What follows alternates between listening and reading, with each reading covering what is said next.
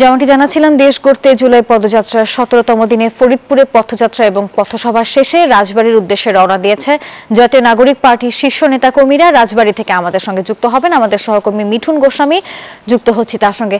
মিঠুন, জানাবেন এনসিপির নেতাকর্মীরা ঠিক কয়টা নাগাদ পৌঁছাতে পারেন এবং সেখানে আজ কি কি কর্মসূচি রয়েছে, এখনকার সবশেষ তথ্য?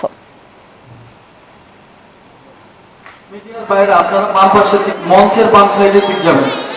ধন্যবাদ নাফিজা। আপনি জানেন যে সারা দেশে যে জাতীয় নাগরিক পার্টি এনসিপির পদযাত্রা, সেই পদযাত্রা কিন্তু ফরিদপুরের পরে আজকে কিন্তু বিকাল ৩টার পরে রাজবাড়ীতে সমাবেশ হওয়ার কথা ছিল। তবে ফরিদপুর থেকে কিন্তু সময় অতিবাহিত করার কারণে কিন্তু রাজবাড়ীর সমাবেশ শুরু হতে কিন্তু অনেকটা বিলম্ব হয়েছে। আমরা এনসিপির নেতাকর্মীদের সঙ্গে কথা বলেছি, তারা আমাদেরকে জানিয়েছেন যে সমাবেশ সেটি কিন্তু শুরু হতে বেজে যেতে পারে, কারণ ফরিদপুর থেকে যেহেতু জাতীয় নাগরিক পার্টির কেন্দ্রীয় নেতৃবৃন্দ রাজবাড়ীর উদ্দেশ্যে রওনা করেছে। বান্ডেল থাকলে প্রতি সেনমানিতে টাকা বাঁচবে। বিকাশ সেনমানি বান্ডেল কিনে জিতুন প্রতি লেনদেনে। বাসাতে তারা দুপুরের খাবার খাবেন এবং তারপরেই কিন্তু এই সমাবেশ স্থলে তারা উপস্থিত হবেন। আরেকটি বিষয় একটু জানিয়ে রাখি, যেহেতু এই সমাবেশটি রাজবাড়ীর শহীদ চত্বরে, তবে শুরু হবে কিন্তু বড়পুল থেকে একটি পদযাত্রা, সেখান থেকে কিন্তু কেন্দ্রীয় নেতৃবৃন্দ পায়ে হেঁটে এখানে আসবে। তারপরেই কিন্তু এখানে এই রাজবাড়ীবাসীর উদ্দেশ্যে কেন্দ্রীয় নেতৃবৃন্দ কিন্তু কথা বলবেন।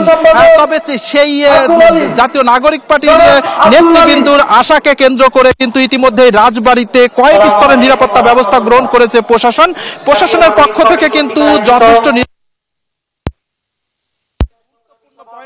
দেখেছি সাধারণ মানুষের চলাচল যেমন বেড়েছে, ঠিক তেমনই কিন্তু প্রশাসনের সরব উপস্থিতি। ইতিমধ্যেই কিন্তু সমাবেশ স্থলে কিন্তু সাধারণ শিক্ষার্থী, অভিভাবক এবং সাধারণ মানুষের ভিড় কিন্তু লক্ষ্য করা গেছে। তবে সমাবেশ যেহেতু শুরু হতে কিছুটা বিলম্ব হচ্ছে, যার কারণে কিন্তু এই সমাবেশে লোকজন কিন্তু এখনো কিন্তু এসে সময় পায়নি। তার কারণে কিন্তু বলা যাচ্ছে যে কিছুক্ষণের মধ্যেই কিন্তু এই সমাবেশ স্থল জনসমুদ্রে পরিণত হবে, এমনটাই কিন্তু বলেছে এনসিপি নেতৃবৃন্দ। এতটুকু ছিল আমার কাছে রাজবাড়ী থেকে নাগরিক পার্টি এনসিপি সমাবেশের মিঠুন, ধন্যবাদ আপনাকে।